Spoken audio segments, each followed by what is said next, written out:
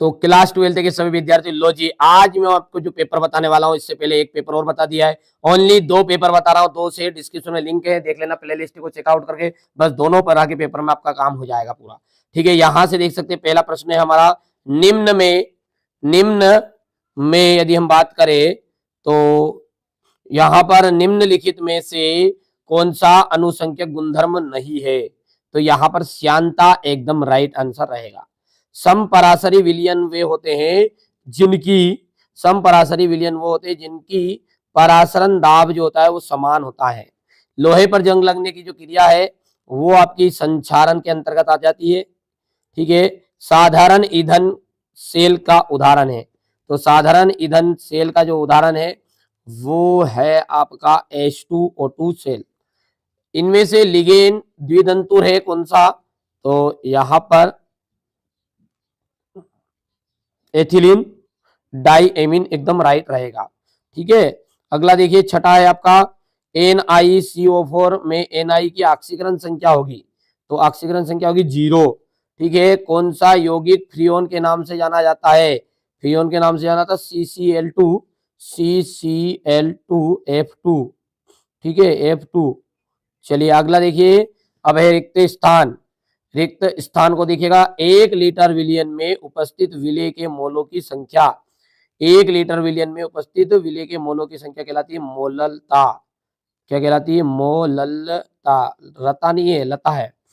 विद्युत अपघटनीय cell anode पर धनात्मक आवेश होता है। कैसा होता है?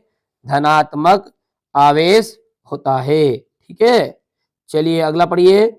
अगला क्या कह रहा है हमें कि एक फेराडे में कितने कूलाम के बराबर होता है? एक फेराडा मतलब, तो ये होगा आपका 96,500, ये जाएगा 96,500 कूलाम के बराबर होता है। ठीक है, अमोनिया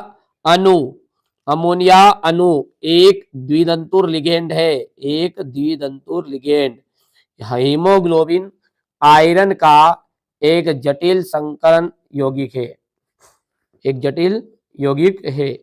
क्लोरोफार्म को हवा में खुला रखने पर बनने वाला जो यौगिक है, देखो क्लोरोफार्म को जो हवा में रखेंगे ना तो COCl2 क्या बनेगा? COCl2। SN1 अभिक्रिया 2 पदों में होती है। कितने पदों में होती है? 2 पदों में होती है। अब है आपकी जोड़ी, थोड़ा सा छोटा कर लेते हैं।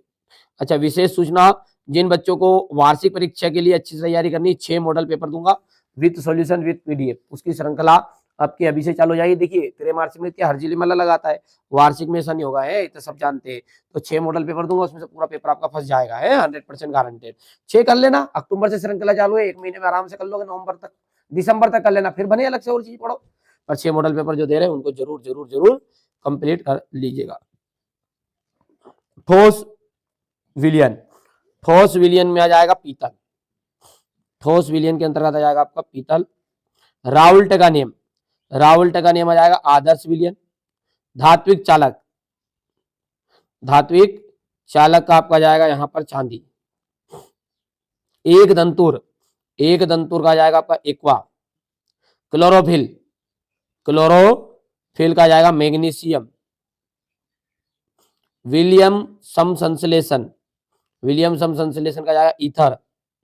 और सेंट मेयर आपका जाएगा हेलो एल्केन। ठीक है, इतना हो गया। इसके बाद में आपका देखिए एक वाक्य में उत्तर है। पहला देखिए, जब एल्किल एलाइड को ईथर की उपस्थिति में सोडियम के साथ क्रिया कराया जाती है तो एल्केन प्राप्त होता है। इस अभिक्रिया को क्या कहते हैं? इसे कहेंगे वुड्स अभिक्रिया। क्या कहते हैं? वुड्स अभिक्रिया कहते हैं। ठीक है, मीथेन का ट्राई हेलोजन उत्पन्न कहलाते हैं। तो हेलो फार्म यहाँ पर लिखा भी दिया है, क्योंकि मैंने जब इसको एडिट किया था तो लिख दिया था आंसर हेलो फार्म। ठीक है, लिगेंड का वहां विशिष्ट परमाणु जो इलेक्ट्रॉन युग्म देता है, लिगेंड का ऐसा विशिष्ट परमाणु जो इलेक्ट्रॉन युग्म देता है उसे कहते हैं दाता परमाणु। क्या कहते हैं उसे? दाता परमाणु। ठीक है, चलिए इसके बाद में यहां से देखिए अगला, केंद्रीय धातु परमाणु और लिगेंड के मध्य कौन सा बंध होता है? उपसहसंयोजी बंध, उपसहसंयोजी बंध, उपसहसंयोजी बंध। ठीक है भैया। अगला है हमारा, और लिगेंड का ये तो हो गया, केंद्रीय धातु परमाणु और लिगेंड के मध्य कौन सा बंध होता है? तो ये हो गया आपका उपसहसंयोजी बंध भी हो गया। और अगला देखिए 5वां पे अपने, ऐसा नियम जिसके द्वारा अल्प विलेय लवण की विलेयता ज्ञात की जाती है उसे कोरलास का नियम कहते हैं। क्या कहते हैं उसे? कोलरास का नियम कहते हैं। ठीक है। और अगला है यहां पर, इसको अपन कहेंगे द्रव स्थितिक जो अर्धपारगम्य झिल्ली से विलायक का प्रवाह रोकता है उसे कहते हैं परासरण दाब। क्या कहते हैं? परासरण दाब। ठीक है भैया।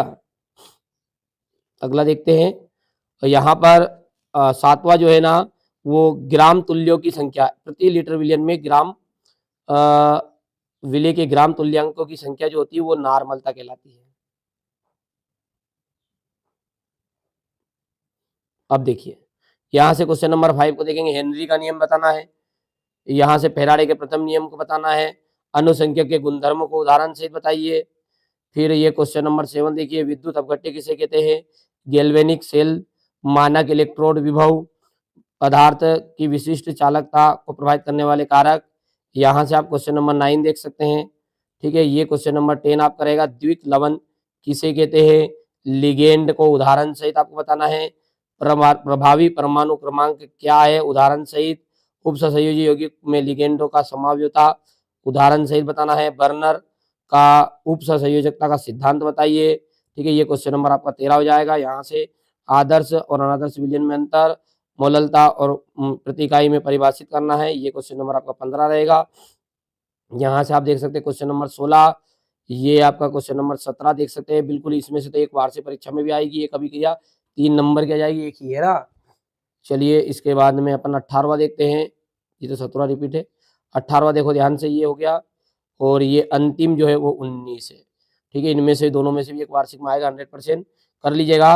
वार्षिक परीक्षा के लिए जी के तो त्रैमासिक थी। ठीक है। वार्षिक परीक्षा के लिए जो बच्चे मॉडल पेपर देखना चाहते हैं, 6 तरह के मॉडल पेपर में प्रोवाइड कराऊंगा, 6 सेट। ठीक है। With solution with PDF। तो बच्चों आराम से जुड़ जाइएगा चैनल के साथ और अच्छे से तैयारी करिएगा।